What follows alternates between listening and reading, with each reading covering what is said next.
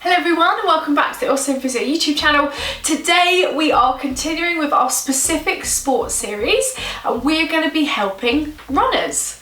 So our full video today is going to be looking at a full stretching and mobility routine to help runners after running, and this is going to be targeting specifically into the feet, around the calf muscles and into the legs to help improve performance but also prevent injury. So for the first exercise, you want to stretch into the calf muscle and into the bottom of the foot. And this is so important because when you're running along, all the springiness when we're running forward is coming into our calves and into the bottom of our foot. So we want to aim for 30 seconds, trying to keep the leg as straight as possible and pulling the leg up towards you. So pulling the foot up towards you, holding for 30 seconds. We should be feeling the burn or feeling the pull in the back of the calf. What we then want to do is roll a tennis ball underneath the foot. After running, this is really important as it releases through the plantar fascia. So imagine like a cushiony pad underneath the foot. We need it to be lovely and relaxed and flexible to help us with our running and reduce the risk of something forming called plantar fasciitis, so we can stretch through. I'm doing this where the ball's underneath. If you want to add more pressure to feel it more, you can actually stand on the tennis ball and do the exact same thing.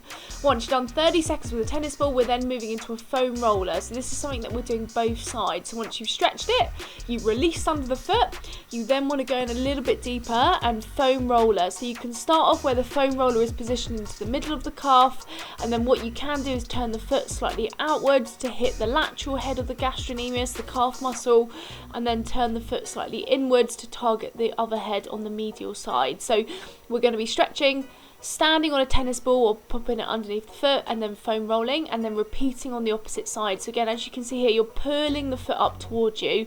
Of course, there's different variations of a calf stretch. I quite like doing it in this position because it makes it a lot easier to add in the other stuff very seamlessly when you're relaxing after you've just gone for a huge run. So I prefer it this way, but obviously of course you can do it standing where you lean forward, stretch up into the calf, so lots of different ways.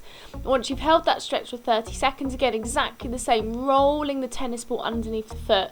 So you want to take it from the toes all the way back towards the heel, making sure you're covering the whole of the foot from the inner arch to the medial arch to the outer part of the foot. And again, a lot of people, this might not be strong enough, so you want to feel like you're releasing quite deep underneath the foot.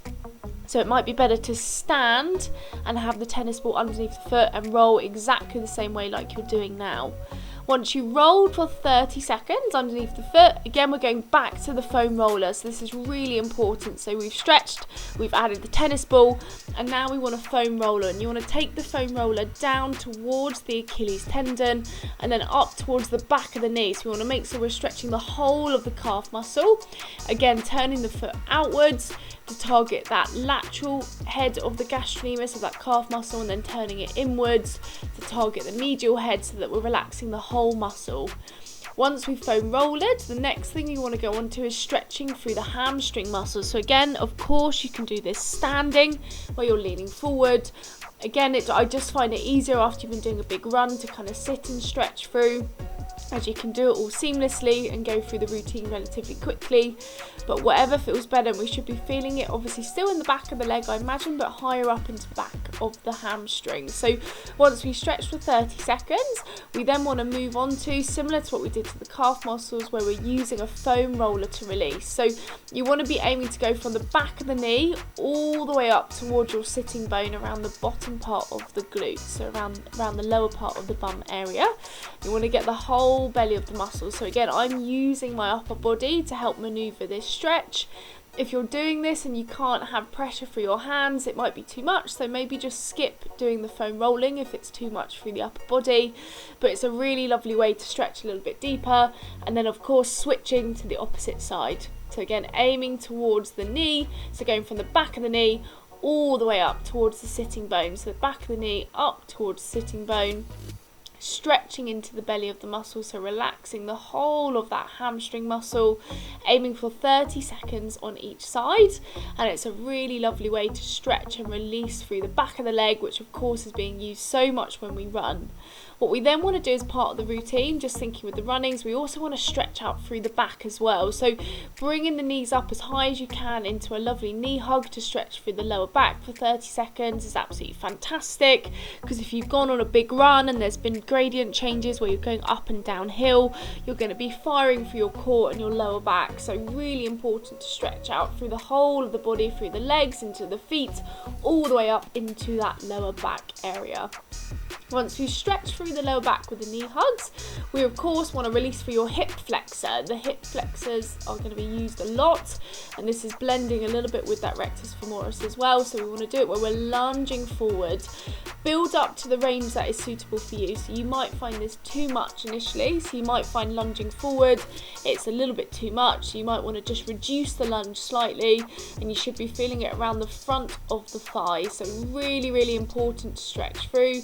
Once you've done 30 seconds on one side, you're going to gently release the body back, change the pillow to go onto the opposite knee, because I like adding a pillow because it just can be a bit of pressure on the knee, and then we're lunging the body forward again. So really important to stretch up through those hip flexors. That's going to be impacting, you know, the power in the legs when you're running, but also it's going to be impacting that lower back where the attachments blend up into the lower back area too. So we want to be stretching through absolutely everything. Once we've done that, we then want to move around the front. We're thinking of those powerful quad muscles around the front of the leg. Really, really important to feel that stretch so you can hold on to something for balance. We're going to do 30 seconds on one side through the quadriceps, and then of course repeating 30 seconds on the other side. So with this whole routine, I would always add this in after running. If you're struggling to fit it in after you've run, at least 2-3 times a week that you're stretching through after, it will help reduce the risk of injury, but also prevent or improve your performance, so prevent a change or a lack of performance, so stopping you from being able to run. Obviously that's not what we want at all. We want you up and running and feeling amazing, so you need to be able to add in that release after running too. So really, really, really important. Once we've stretched through the quadriceps, 30 seconds on both sides, we then want to very gently add in some foam rolling. So same as what we've done with the back of the legs and everything, to help release through those muscles a little bit deeper. Again, similar to what we found with the hamstrings, this can actually be quite a challenge if you've got any issues with your wrists or shoulders. So only add this in if you feel like you've got the flexibility and it's comfortable for your upper body, but you're going to go right from the upper part of the thigh right the way down towards the knee, aiming for 30 seconds on each side.